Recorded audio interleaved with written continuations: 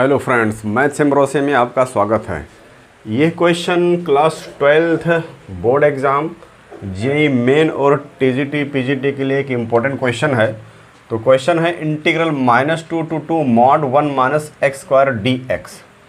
तो आइए इसका सॉल्यूशन देखते हैं कि अगर कोई इंटीग्रल है जो कि मॉडुलस फंक्शन का है तो उसका इंटीग्रल हम कैसे करते हैं।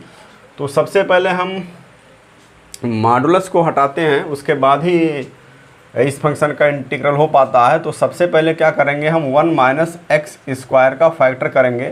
तो ये हो जाएगा 1 plus x into 1 minus x. अब हम क्या करते हैं, यहाँ से अगर हम माइनस को कॉमन कर लें, यहाँ से माइनस कॉमन कर लें तो हमारा एक्स पॉजिटिव हो जाएगा। तो ये हो जाएगा x minus 1 into x plus 1। जब भी हम फैक्टर करते हैं तो एक्स को पॉजिटिव बना लेते हैं और उसके बाद में क्रिटिकल पॉइंट के लिए हम for critical points x minus 1 is equal to 0 put करते हैं और x plus 1 is equal to 0 put करते हैं। तो x इज इक्वल टू यहाँ से 1 आएगा और यहाँ से x इक्वल टू माइनस 1 आएगा। तो ये हमको मिल जाता है क्रिटिकल पॉइंट। अब हम क्या करते हैं, क्रिटिकल पॉइंट को यहाँ पर पुट करेंगे।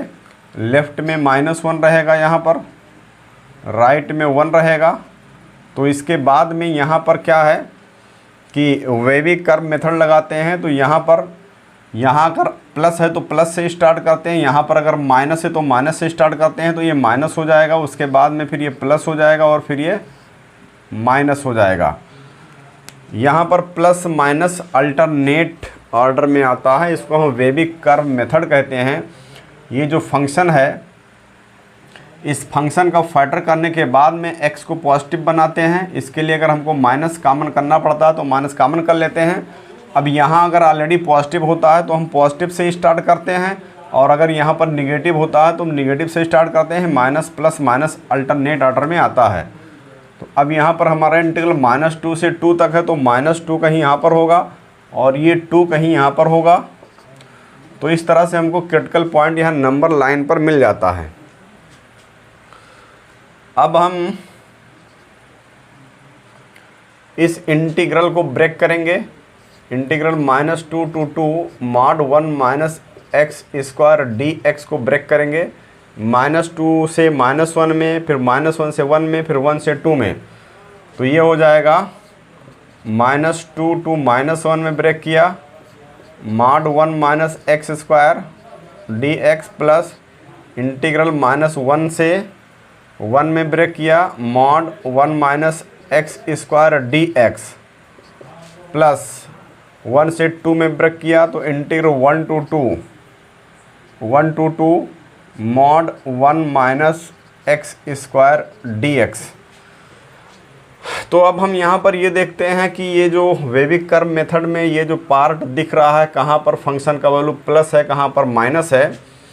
तो -2 से -1 में यहाँ देखिए, -2 से -1 में फंक्शन का वैल्यू निगेटिव आया है तो मॉड हटेगा और माइनस आ जाएगा। तो -2 to -1 में ये -1 minus x square D x हो जाएगा और प्लस -1 से 1 में, -1 से 1 में फंक्शन का वैल्यू पॉजिटिव आया है तो यहाँ पर ये प्लस हो जाएगा और मॉडुलस हट जाएगा। तो -1 to 1 यहाँ पर मॉडुलस हटेगा और ये 1 minus x square D x रहेगा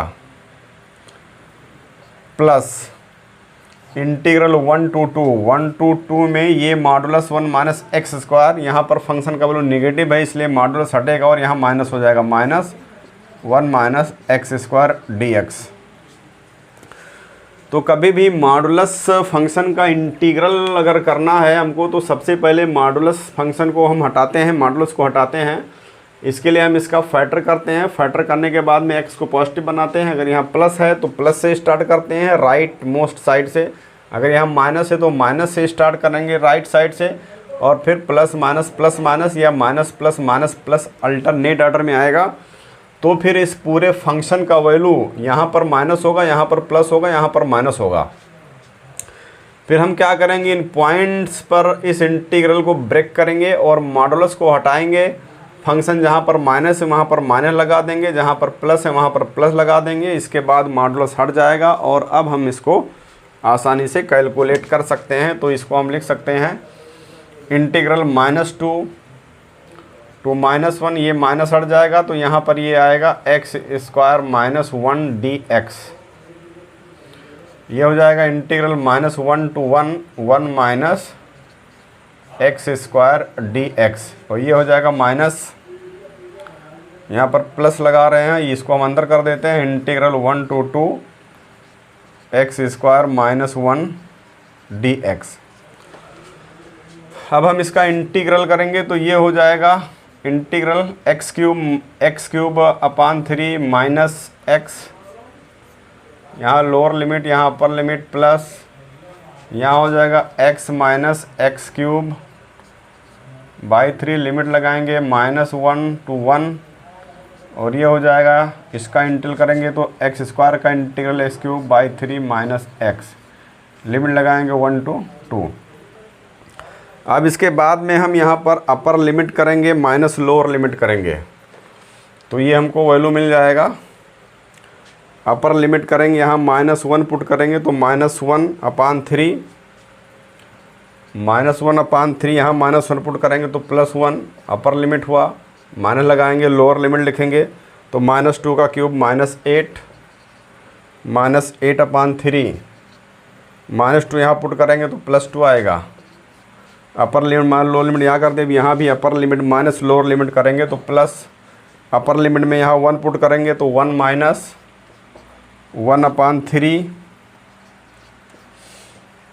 और फिर माइनस लोअर लिमिट करेंगे तो यहाँ पर -1 पुट करेंगे तो -1 + 1 अपान 3, -1 + 1 अपान 3।